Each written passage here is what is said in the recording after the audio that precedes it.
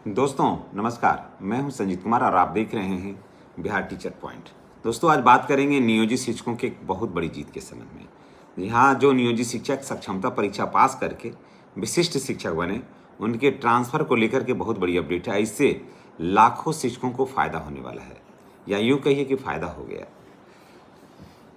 दरअसल क्या है कि बहुत सारे शिक्षक जो थे वो सक्षमता परीक्षा इसलिए देख दिए थे कि उनका ट्रांसफ़र हो जाएगा, वो अपने गृह जिला में चले जाएंगे बहुत बड़े पैमाने पर।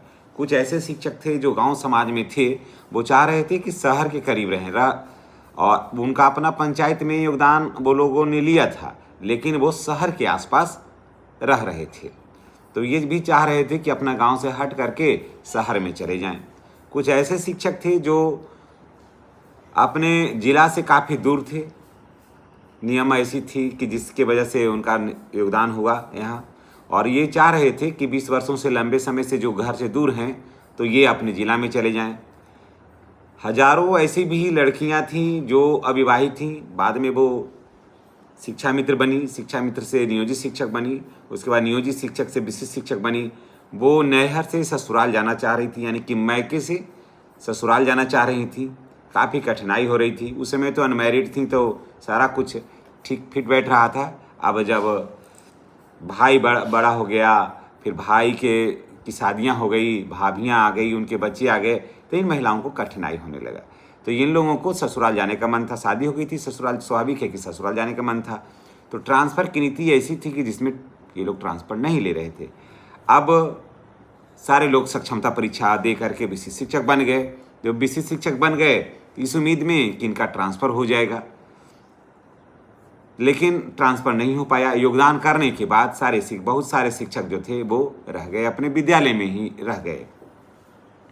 कुछ का ट्रांसफ़र हुआ और बाकी का रह गया। सिस्टम बदला, शिक्षक चल गए कोर्ट में, शिक्षक जीत गए, और कोर्ट ने सरकार को फटकार लगाई कि आप खेल के बीच में नियम आप नहीं बदल सकते हैं। यानी कि जब नियमावली में है ऐसा, उनका ऐच्छिक स्थानांतरण है, तो उसमें आप फिर बदल क्यों कर रहे हैं? जहां इनको जाना है आप जाने दीजिए, आप रोकने वाले कौन होते हैं?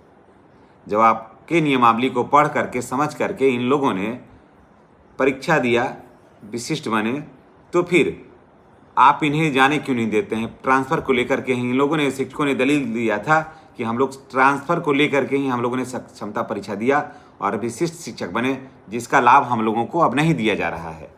और सरकार अभी हम लोगों को अपने लगभग 1 वर्ष 1.5 वर्ष से अपने विद्यालय में ठहरा करके रखी हुई है। तो हम लोग अपना विद्यालय, अपना जो गांव है वहां हम लोग जाना चाहते हैं, जो हमारा ज़िला है वहां हम जाना चाहते हैं। हाई कोर्ट ने कहा कि बिल्कुल आप जाइए, और सरकार को आदेश दिया है कि इन लोगों को अपने इच्छित जगह पर जाने दीजिए। और सरकार अपना दलील दी कि अभी फ़िलहाल स्थिति ऐसी है जिसमें कि ट्रांसफ़र उतना आसान नहीं है, समानुपातिकरण होगा। कोर्ट ने कहा कि आप बीच में नियम नहीं बदल सकते हैं। जब नियमावली ऐसी थी तो इनको तो ट्रांसफ़र लेना ही होगा। इनके बाद भी जो नियमावली में संशोधन करना होगा करिएगा, लेकिन इनके नियमावली में ऐसा नहीं था, क्योंकि ये नियमावली को पढ़ करके सक्षमता परीक्षा दिए और विशिष्ट शिक्षक बने। तो इस फैसले से, कोर्ट के इस फैसले से लाखों शिक्षकों को काफ़ी राहत मिलेगा, और जो लोग ट्रांसफ़र लेना चाह रहे हैं उनका ऐच्छिक स्थानांतरण होगा। अपने ही प्रखंड में अगर ट्रांसफ़र लेना चाहिएगा, अपने ही प्रखंड के अपने पंचायत में ट्रांसफ़र लेना चाहिएगा तो भी होगा। अपने ज़िला में किसी अन्य प्रखंड या पंचायत में ट्रांसफ़र लेना चाहिएगा तो वो भी होगा।